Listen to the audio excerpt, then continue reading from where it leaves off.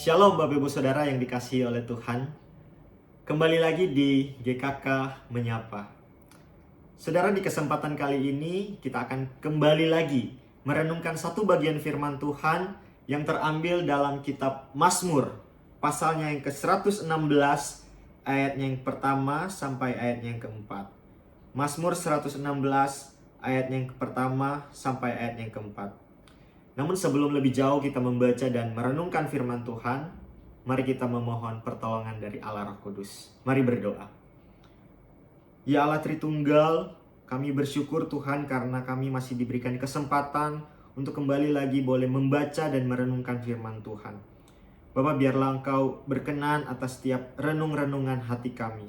Dan biarlah kami dimampukan untuk mengerti, memahami, lebih lagi boleh melakukan firman-Mu. Hanya di dalam nama Tuhan Yesus Kristus berfirmanlah, karena kami sudah siap mendengarkannya.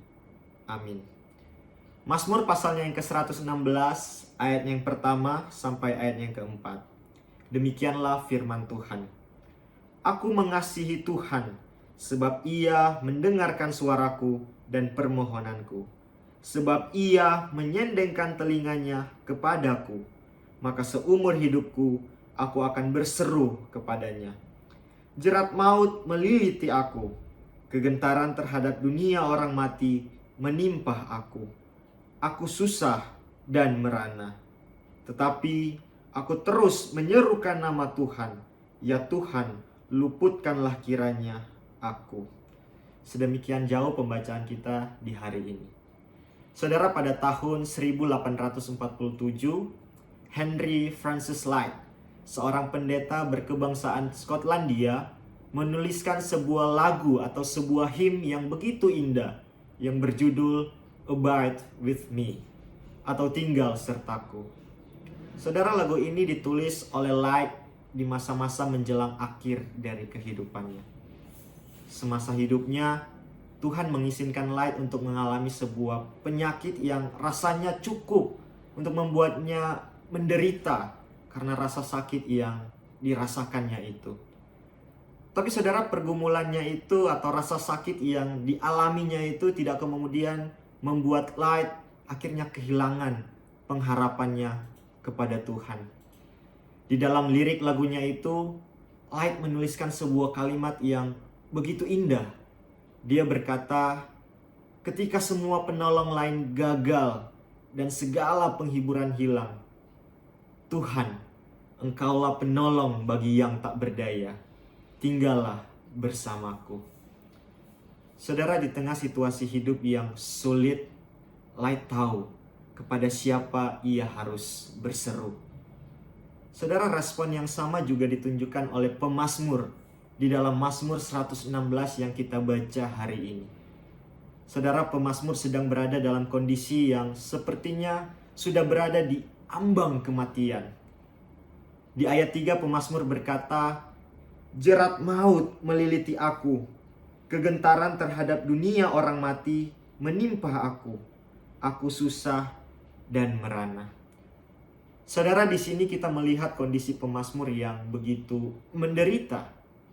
Dia mengalami kondisi yang tidak enak. Pemazmur begitu gentar, begitu takut akan apa yang sedang dialaminya. Tetapi di dalam kondisi yang mencekam, yang menderita seperti itu, di ayat 4 pemazmur berkata, tetapi aku terus menyerukan nama Tuhan. Ya Tuhan, luputkanlah kiranya aku. Saudara, dalam kondisi pemazmur yang sepertinya sudah mau mati rasanya, pemazmur tahu kepada siapa ia harus berseru, kepada siapa ia harus memohon pertolongan, yakni hanyalah kepada Tuhan, satu-satunya Allah yang dapat menolongnya. Saudara, pengharapan ini tentu bukanlah sebuah pengharapan kosong yang muncul begitu saja dalam diri pemazmur. Pengharapan akan pertolongan dan belas kasihan Tuhan ini muncul dari sebuah pengalaman iman yang dialami pemazmur bersama dengan Tuhan. Di ayat 1 dan 2, pemazmur berkata bahwa seumur hidupnya ia akan terus berseru kepada Tuhan. Karena Tuhan sudah dan akan terus mendengarkannya.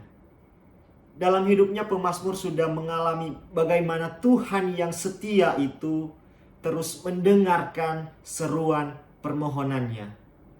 Dan pengalaman akan kesetiaan Tuhan inilah yang kemudian membawa pemazmur kepada sebuah keyakinan akan pengharapan bahwa Tuhan yang sama dan yang setia itu masih dan akan terus mendengarkan seruan permohonannya. Maka dari itu, dalam pergumulannya, pemazmur masih terus berseru kepada Tuhan. Saudara, pertanyaannya sekarang, bagaimana dengan kita hari ini?